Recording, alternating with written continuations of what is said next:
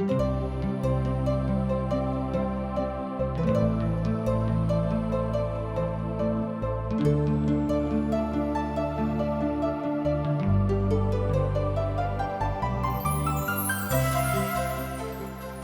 India द्वारा प्रस्तुत आशक इजोत में अहाँ के स्वागत अछि।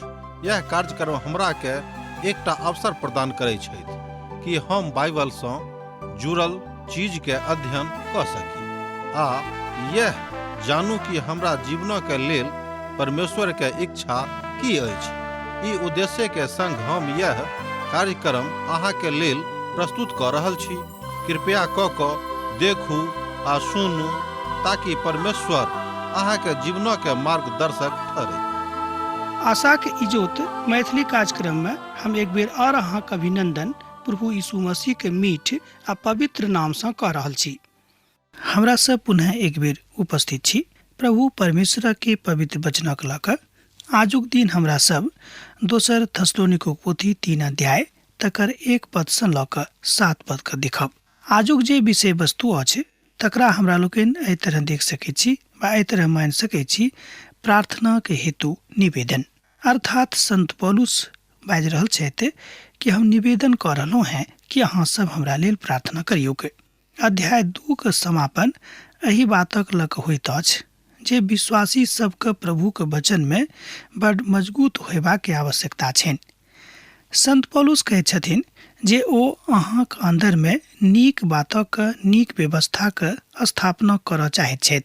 एहि बातक प्रभु यीशु मसीह के महिमा में अहाँ अपना जिंदगी में स्थापित कऽ सकलहुँ हैं। आस्था यह अछि, यह करबाक के सेहो आवश्यकता अछि।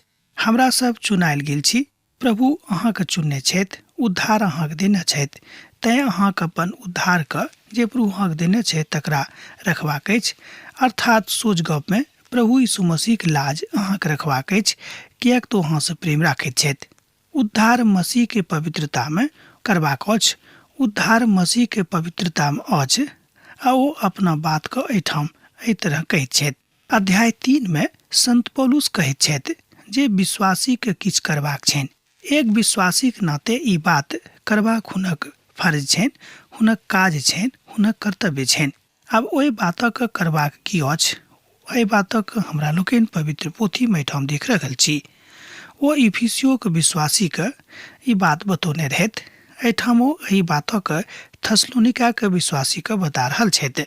आ संत पौलुस थस्सलुनीका के विश्वासी के यह सबक सिखा रहल छथि कि आवश्यकता अछि कि एक दोसर गोटे के लेल प्रार्थना करैत रहूं, निवेदन करैत रहूं कि हमर भाई हमर बहिन हमरा लेल प्रार्थना करूं। जेना कि हमरा लोकनि 22 आज्ञा में देखने छलहुँ हैं, वह बात एहिठाम आबैत अछि। विश्वासी के अपन चाल चलन में मजबूत होयबाक आवश्यकता छनि। हे भाई सब, हमरा लेल प्रार्थना कैल करूं, जाहिसँ प्रभु के वचन एहि तरह शीघ्र पसरैक आर महिमा पाबैक जेना अहाँ में भेल अछि। दोसर थस्सलुनीके पोथी 3 अध्याय तकर 1 पद एहि बातक एहिठाम स्पष्ट कऽ रहल अछि। एहिठाम दोसर पदक हमरा लोकनि जो देखब तो एहि तरह बतायल गेल अछि, हम टेढ़ आ दुष्ट मनुख सँ बचल रही, किएक तऽ सब में विश्वास नहि। एक बेर आर देखियौ, हम टेढ़ आ दुष्ट मनुख सँ बचल रही, किएक तऽ सब में विश्वास नहि छनि। ओ बाजि रहल छथि किएक तऽ परमेश्वरक वचन अछि, ओहिमे दुष्ट लोकक कोनो स्थान नहि छनि। ओ विश्वासी के प्रभु के वचन में स्थापित करबाक आवश्यकता के ऊपर जोर दऽ रहल छथि। जे केओ विश्वासी छथि हुनका प्रभु के वचन में बहुत बेसी धनिक होयबाक जरूरत छनि। जँ अहाँ अखन धरि प्रभु के वचन में धनिक नहीं भेलहुँ हैं तऽ हम अहाँ से विनती प्रार्थना कऽ रहल छी जे अहाँ प्रभु के वचन में धनिक भऽ जाउ। एहि के लेल पवित्र वचनक अध्ययन लगातार क्रमबद्ध रूपे अपन जिंदगी में करैत रहूं। अब एना तक यह अछि कि प्रेरणात्मक तथ्य थिक जे मनुख के प्रभु के वचन में धनिक होयबाक आवश्यकता छनि। हमरा सभक लेल प्रार्थना करूं, किएक तऽ ओ समस्त विश्वासी के एहि नाते बाजि रहल छथि कि हमरो लेल प्रार्थना कैल करूं। संत पौलुस बाजैत छथि, हम कोनो अहाँक सन्मुख में पैघ नहीं छी, हमहूँ परमेश्वरक दासे थिकहुँ हैं अहींक जकाँ, तैं हमरो लेल प्रार्थना कैल करूं। ओहि बातक किछु और मजबूती दैत अछि आ जँ ओ सफल भऽ जेताह तहन हुनक प्रार्थना परमेश्वर स्वीकार कऽ लेथिन। दोसर गप में प्रभु परमेश्वर अहाँ के नीक मनक प्रार्थना के स्वीकार करैत छथि। जँ अहाँ देखाबक लेल प्रार्थना कऽ रहल छी तहन अहाँक प्रार्थना स्वीकार नहि कयल जायत। प्रभुक वचन में मजबूत रहबाक अछि, मजबूत रहबाक आवश्यकता अछि। आजुक दिन अहाँ संत पौलुसक लेल प्रार्थना नहि कऽ सकलहुँ हैं, कियाक तो अब हमरा सभक के मध्य में विद्यमान नहि छथि। मुदा अपना लेल, अपन मंडलीक लेल प्रार्थना कऽ सकैत छी, अपन भाई बंधुक लेल प्रार्थना कऽ सकैत छी, अपन देशक लेल, अपन समाजक लेल, अपन गामक लेल प्रार्थना कऽ सकैत छी। प्रभुक वचनक अध्ययन में हमरा लोकनि एहि बातक सीखैत छी कि अहाँ प्रार्थना में लागल रहू, बिनु किछु खर्च केनहिए अहाँ ई पैघ काज कऽ सकलहुँ हैं। एहिमे कोनो तरहक खर्चा करक आवश्यकता नहि अछि। एहि अध्ययन में हमरा लोकनि एहि बातक सीख रहल छी, प्रार्थना करू जे प्रभुक वचन लोकक प्रार्थनाक द्वारा बड़ आदर पावेक।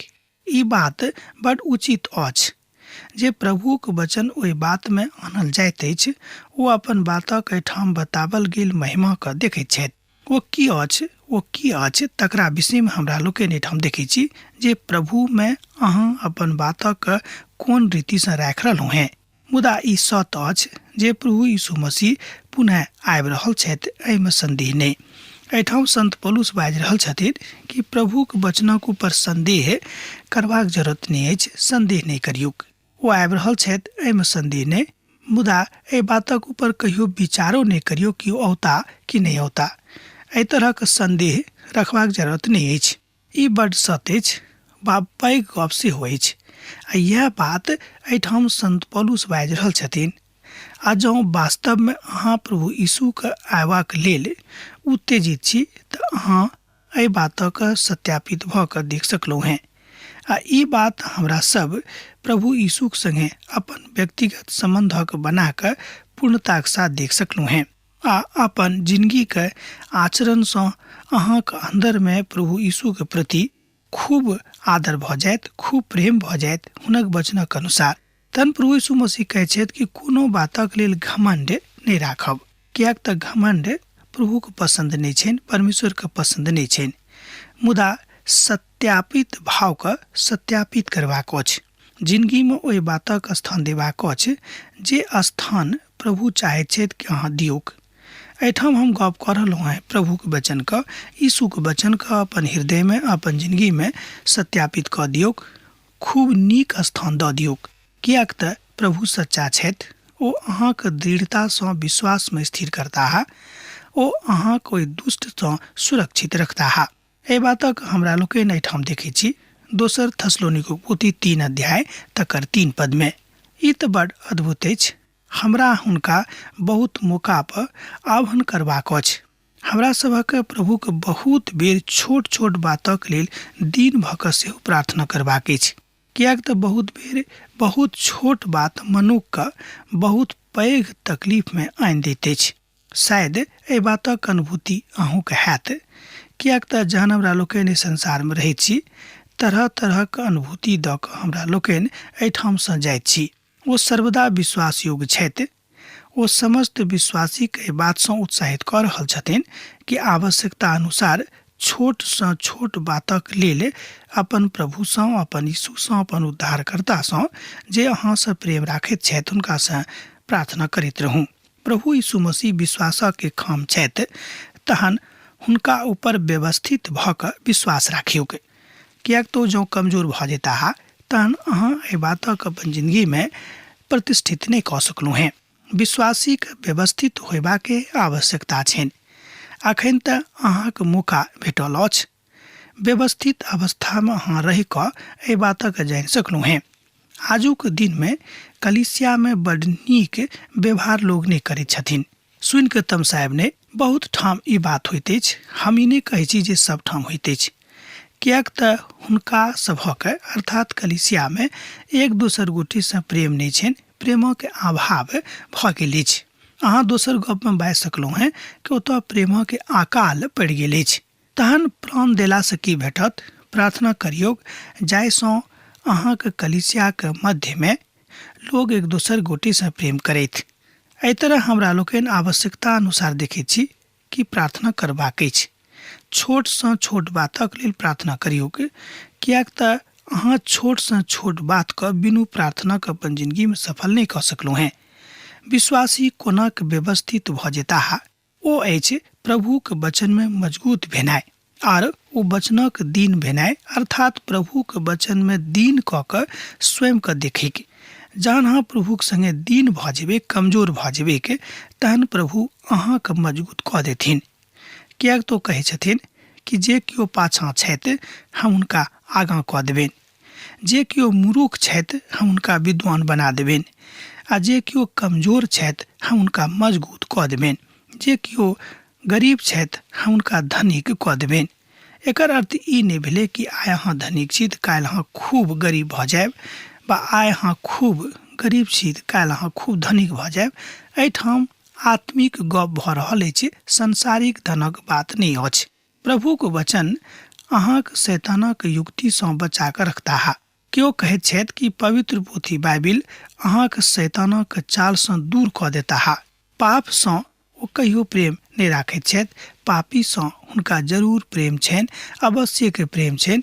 तैं पाप छोड़ि दियौ, प्रभु अहाँ सँ प्रेम कऽ रहल छथि, प्रभु अहाँ सँ और बेसी प्रेम करताह। अर्थात ओ चाहैत छथि कि हुनक वचनम अहाँ पवित्र भऽ कऽ, हुनक वचनम अहाँ मजबूत भऽ कऽ स्वयं के पवित्र कऽ दियौक, अर्थात उद्धार पाबि कऽ प्रभु यीशु मसीह के सुनीत सँ स्वयं के पवित्र कऽ दियौक। हमरा प्रभु में अहाँक ऊपर भरोसा अछि जे आज्ञा प्रभु में हम अहाँके दैत छी तकरा अहाँ मानैत छी आ मानैत सेहो रहब। दोसर थेसलोनिके पोथी 3 अध्याय तकर 4 पद एहि बातक कहैत अछि। एहिठाम संत पौलुस बाजि रहल छथि कि एहि बातक लेल हमरा बड़ संतोष अछि कि अहाँ जे किछु बात हम प्रभु में अहाँके कहैत छी, अहाँके बाजैत छी तकरा अहाँ मानैत छी, आ हमर विश्वास अछि जे अहाँ मानतैयो सेहो रहब। विश्वासक किछु बात करबाक अछि। दोसर गप में विश्वासी के किछु बात सेहो करबाक छनि। प्रभुक लेल किछु अहाँके कर्तव्य अछि, अहाँ किछु करबाक अछि। हमरा सब देखलहुँ हैं जे थेसलोनिका के विश्वासी में अर्थात हुनका 22टा आज्ञा मनबाक आज्ञा देवल गेलनि। एकर मतलब ई नहीं भेलै कि खाली थेसलोनिका के विश्वासी के ई करबाक छनि, मुदा जतेक लोक प्रभु यीशु मसीह पर विश्वास राखैत छथि हुनका सबके ई आज्ञा मानबाक छनि, ई बात करबाक छनि। हमरा सँ भऽ सकै छै संत पौलुसक प्रभु यीशु मसीह पर बड़ बेसी विश्वास रहनि। दोसर गप में संत पौलुस प्रभु यीशु मसीह का अपन जिंदगी के सब किछु मानैत छलाह। ओ अपना आप का प्रभु यीशु के लेल सब किछु देबाक आवश्यकता बुझैत रहथि। ई बात ओ विश्वासी के सेहो सिखाबऽ चाहैत छथि कि अहूँक आवश्यकता यह अछि कि कोनो बातक लेल अहाँ घबराउ नहि, मुदा प्रभु के सन्मुख में जाकर सब किछु हुनका हाथ में दऽ दियौक। अर्थात जिंदगी के सबटा चिंता, जिंदगी के सबटा बीमारी, जिंदगी के सबटा तकलीफ के हुनका हाथ में दऽ दियौन कि हे प्रभु ई सब हमरा जिंदगी में अछि, तकरा अहाँ हरियौक। आवश्यकता अछि ई सबटा बात अहाँ ओतऽ कोना लऽ जेबिक, कोन बात अछि ओतऽ लऽ जेबाके, तकरा लेल एकटा बात अछि ओ थिक प्रार्थना। कियाक तऽ संत पौलुस कहैत छथिन कि एहि सब बात के प्रार्थना, विनती आ निवेदन कऽ कऽ प्रभु के सिंहासनक सन्मुख में लऽ जाऊँ। थेसलोनिका के मंडली में यह एकटा पैघ बात छल जे ओ सब संत पौलुसक आज्ञा के मानैत छलखिन। एहिसँ हुनक मन खूब हरखित रहैत रहनि। प्रभु यीशु मसीह सेहो एहि बातक सुनि कऽ, एहि बातक देख कऽ बहुत हरखित छलाह। परमेश्वरक प्रेम और मसीह के धीरज के दिस अहाँक मनक प्रभु लगाबेक और अहाँक अगुवाई करैत। एहि बातक हमरा लोकनि एहिठाम थेसलोनिका पोथी 3 अध्याय तकर 5 पद में देखै छी कि परमेश्वरक प्रेम और मसीह के धीरजक दिस अहाँक मनक प्रभु लगाबेक और अहाँक अगुवाई करैत। विश्वासक प्रभु यीशु मसीह के प्रेम में चलबाक जरूरत छनि। दोसर गप में हरेक विश्वासी के प्रभु यीशु मसीह के प्रेम में चलबाक के आवश्यकता छनि। स्पष्ट भऽ गेल हैत। हमर मित्रवर, जँ अहाँ आजुक दिन सूरजक इजोत में चलैत छी तऽ प्रभु के प्रेम सँ अहाँ वंचित छी। एहिठाम सूरजक इजोतसँ मतलब भेलै कि संसारिक लोकक इजोत में। एकर अर्थ जे आइ सूरज के अहाँ देखै छी आकाश में, सरंग में, ओहिसँ हमर मतलब एहिठाम नहि छल। और अहाँक बातक बतावल गेल आवश्यकता यह अछि कि एहि संसारक इजोत में अहाँ नहीं रहू, किएक तऽ एहि संसारक इजोत अहाँक सत्यानाशक दिस लऽ जायत और अहाँक जिंदगी के सत्यानाश कऽ देत। यह गप बुझबाक अछि कि जँ अहाँ प्रभु में बनल रहब, दोसर गप में जँ अहाँ प्रभु में बनल रहब तऽ ई बड़ नीक हैत और अहाँ एहि बातक देख जायब वा देख लेब कि प्रभु अहाँक संगे छथि। एहि बातक गवाही अहाँ स्वयं देबेक। अहाँ में से बहुत भाई बहिन छथि, ओ हमरा एहिठाम पाती लिखैत छथि और कहैत छथि कि भाईजी, जहियासँ हम प्रभुक वचन सुननाइ रेडियो के माध्यम से आरंभ कयलहुँ हैं, हमरा जिंदगी में प्रभुक शांति अछि। एहि बातक हम अनुभव करैत छी, किएक तऽ जतेक अशांति छल ओ सबटा दूर भऽ गेल। जँ अहूँ ई बात करैत छी तहन हम ई कहब कि प्रभुक नजर में अहाँ बड़ महान भऽ गेलहुँ हैं। आ जँ अहाँ धीरजक साथ प्रभु यीशु मसीह संगे चलैत छी तऽ एकर अर्थ ई नहि लगायब जे प्रभु अहाँक संगे नहीं रहता है, अहाँके छोड़ि देता, से गप नहीं अछि।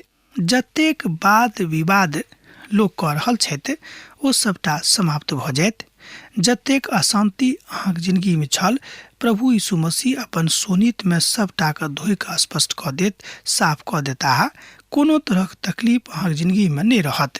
ई प्रभु कऽ सकैत छथि, हम नहीं कऽ सकलहुँ हैं। कोनो मनुखक हाथ में एहि बातक के दम नहीं छनि, मुदा हाँ, प्रभु यीशु मसीह कऽ सकैत छथि। मुदा ई बात निर्भर करत कि अहाँक संबंध प्रभु यीशु मसीह के संगे कतेक गहीर भेल अछि। अहाँक मिताई के गहराई के ऊपर ई बात आधारित छल वा अछि, एना अहाँ बाजि सकलहुँ हैं।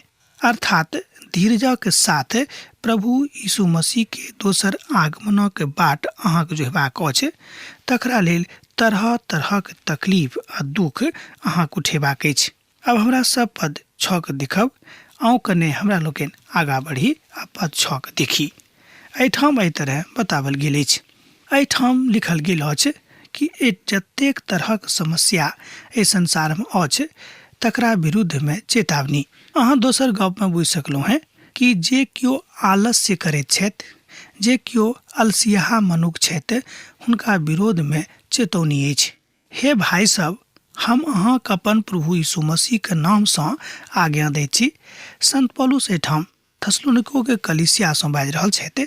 हे भाई सब, हम अहाँक अपन प्रभु यीशु मसीह के नाम से आज्ञा दऽ रहल छी जे अहाँ ओहि भाई सब से अलग रहू जे अनुचित चाल चलैत छथि आ जे शिक्षा देवो में हमरा से प्राप्त कयने छथि तकर अनुसार आचरण नहीं करैत छथि।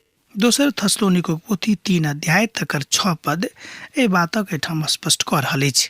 हम अहाँके बाजब संत पौलुसक लग में नहीं कहैत छलाह, अर्थात ओ सब संत पौलुसक लग में जाकर ओहिमे से किछु लोग नीक रीति से शिक्षा प्राप्त करैत छलाह, मुदा ओहि शिक्षा के आचरण, ओहि शिक्षा के व्यवहारिक रूप में अपन जिंदगी में धारण नहीं करैत छलखिन। सोच गप में तहन एहि बातक खबर, एहि बातक समाद हुनका भेटलनि।